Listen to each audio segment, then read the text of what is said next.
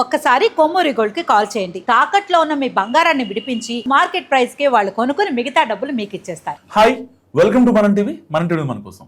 బెంగాల్ను సాధించాం, ఇక తెలంగాణ టార్గెట్ అంటున్న బీజేపీ అధిష్టానం అందుకు తగ్గట్టే అడుగులు వేస్తుందా? యుద్ధం మొదలు పెట్టడానికి ముందు సేనల ప్రక్షాళన అవసరమన్న ప్రాథమిక సూత్రాన్ని పాటించబోతుందా? రాష్ట్ర పార్టీలో ప్రక్షాళన చేశాకే సమరశంఖం పూరించాలనుకుంటుందా? ముఖ్య నేతల మధ్య సమన్వయం సాధించడంతో పాటు మరో కీలకమైన మార్పు కూడా జరిగే అవకాశం ఉందా? నిజంగా అదే నిజమైతే ఏంటా మార్పు? కొట్టాల్సిందే, ఈసారి గట్టిగా కొట్టాల్సిందే. ఇక నో మోర్ చాయిస్. తెలంగాణ విషయమే ప్రస్తుతం బీజేపీలో ఈ తరహా చర్చలే ఎక్కువగా జరుగుతున్నాయి. ఈసారి ఎట్టి పరిస్థితుల్లో అధికారంలోకి వచ్చి తీరాలన్న లక్ష్యంతో పావులు కదుపుతుంది పార్టీ జాతీయ నాయకత్వం. బెంగాల్ ఎన్నికలు ముగిశాక తెలంగాణలో అనుసరించాల్సిన వ్యూహాలతో సంఘ్ నుంచి ఆదేశాలు వచ్చాయట. గత 2 ఏళ్లుగా రాష్ట్ర బీజేపీలో జరుగుతున్న పరిణామాలను ఆర్ఎస్ఎస్ పెద్దలు చాలా నిష్టంగా గమనిస్తున్నారు. అయితే అంగట్లో అన్నీ ఉన్నా అల్లుడి నోట్లో శని అన్నట్టుగా పార్టీకి రాష్ట్రంలో అనుకూల వాతావరణం ఉన్న నేతల మధ్య కలహాలే అసలు సమస్య అని గుర్తించారు. వాటిపై ముందుగా దృష్టి పెట్టాలని బీజేపీ జాతీయ నాయకత్వానికి సంఘ పెద్దలు క్లియర్ కట్ గా తేల్చి చెప్పారట. దీంతో రంగంలోకి దిగిన హైకమాండ్ ప్రధాన ప్రతిబంధకంగా ఉన్న పాత కొత్త విభేదాలు, అంతర్గత కలహాలకు చెక్ పెట్టే ప్రయత్నం చేస్తోంది. రాష్ట్ర ఎంపీలు అందరినీ ఒకే తాటిపైకి తీసుకొచ్చి లంచ్ మీటింగ్లు, టిఫిన్ భేటీలను ఏర్పాటు చేసింది.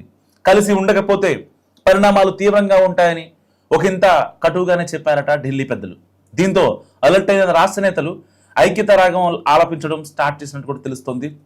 3 నెలలకోసారి తెలంగాణకు వస్తారని, రాష్ట్ర ఇన్ఛార్జ్ నెలలో 20 రోజులు తెలంగాణలోనే ఉంటారని పార్టీ జాతీయ అధ్యక్షుడు చెప్పడంతో శ్రేణుల్లో ఉత్సాహం పెరిగిందని అంటున్నారు.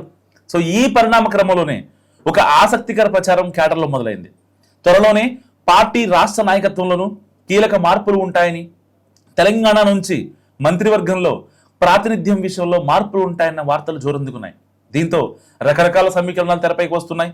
ఆ ప్రచారమే నిజమైతే పార్టీ రాష్ట్ర బాధ్యతల్లోకి కేంద్ర మంత్రి బండి సంజయ్ వస్తారన్న మాట గట్టిగా వినిపిస్తోంది. పార్టీ పెద్దలు అంతర్గతంగా నిర్వహించిన రహస్య సర్వేలు కూడా రాష్ట్ర నాయకత్వం దూకుడుగా ఉండాలనే అభిప్రాయం వ్యక్తమైంది. అందుకే బండికి మరోసారి రాష్ట్ర పార్టీ పగ్గాలు అప్పగించాలని అనుకుంటున్నారట. సో రోగి కోరుకుంటున్నది, డాక్టర్ ఇచ్చింది, ఒకటే మందు అన్న చందంగా బండికి రాష్ట్ర పగ్గాలు ఇస్తే క్యాడర్లో కదలిక వస్తుందని అనుకుంటున్నారట. సో సంజయ్ గతంలో 3 ఏళ్ల పాటు అధ్యక్షుడిగా ఉన్నారు. ఆయన నాయకత్వంలో జిహెచ్ఎంసీ ఎన్నికలు, దుబ్బాక, హుజూరాబాద్ ఉప ఎన్నికల్లో విజయం సాధించింది. అండ్ మునుగోడులో గట్టి పోటీ ఇవ్వడం లాంటి వాటిని పరిగణలో తీసుకుపోతున్నట్టు తెలుస్తుంది. So mass leader image and రైతుల సమస్యలపై జైలుకు సైతం వెళ్లడం లాంటివి అప్పట్లో పార్టీ గ్రాఫ్ను అమాంతం పెంచేశాయనే అభిప్రాయం వ్యక్తం చేశారట జిల్లా స్థాయి లీడర్లు. పట్టణ పార్టీగా పేరున్న బీజేపీని గ్రామాల్లోకి తీసుకెళ్లడంలో సంజయ్ కీలకంగా వ్యవహరించారని, ఇప్పుడు కూడా బీఆర్ఎస్ని వెనక్కి నెట్టి కాంగ్రెస్కు కమలం మాత్రమే ప్రత్యామ్నాయం అనే వాతావరణాన్ని డెవలప్ చేయాలంటే బండి సంజయ్ కరెక్ట్ అనే నిర్ణయానికి పార్టీ పెద్దలు వచ్చారట. అలాగే సామాజికంగాను బీసీలను ముందు పెట్టాలనే యోచనలో ఉన్నారు కమల్నాథులు. సో ఈ క్రమంలోనే ముందు ఎంపీలను ఏకం చేసేందుకు వాళ్లను కూర్చోబెట్టి చెప్పాల్సింది అంతా చెప్పేశారట.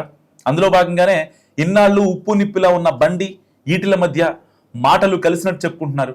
ఇక ప్రస్తుతం రాష్ట్ర అధ్యక్షుడు రామచంద్రరావు పదవీ కాలం ఇంకా ఉన్నందున ఇప్పటికిప్పుడే బండి సంజయ్కి బాధ్యతలు అప్పగించే అవకాశాలు లేవన్న మరో వాదన కూడా పార్టీలో నలుగుతుంది. ముందు 3 నెలల పాటు నేతలందరినీ క్షేత్రస్థాయికి పంపి ఆ తర్వాత పరిస్థితిని బట్టి నిర్ణయం తీసుకోవచ్చని అంటున్నారు. సో ఇలాంటి విషయంలో దసరాకు ఒక క్లారిటీ రావచ్చు అన్నది పార్టీ వర్గాల ఇంటర్నల్ టాక్. సంజయ్కి ఢిల్లీ పెద్దలతో ఉన్న సంబంధాలు, ఆర్ఎస్ఎస్ ఆశీస్సులు, వీటన్నిటికీ మించి మాస్ లీడర్ ఇమేజ్ బాగా కలిసి వచ్చాయని, అందుకే ఆయన విషయంలో హైకమాండ్ పాజిటివ్గా ఉందనే విశ్లేషణలు ఉన్నాయి. అయితే ఇక్కడే మరో ట్విస్ట్ కూడా ఉంది.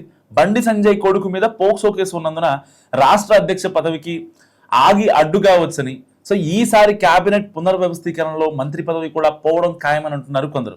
అయితే పార్టీలోని కొందరు నేతల వల్లే ఆ కేసు జటిలమైందన్న సమాచారం అధిష్టానం దృష్టిలో ఉందట. సో చివరికి నిర్ణయం ఎలా ఉన్నా ప్రస్తుతం మాత్రం తెలంగాణ బీజేపీ అధ్యక్ష పదవి చుట్టూ ఆసక్తికరమైన చర్చ జరుగుతుంది.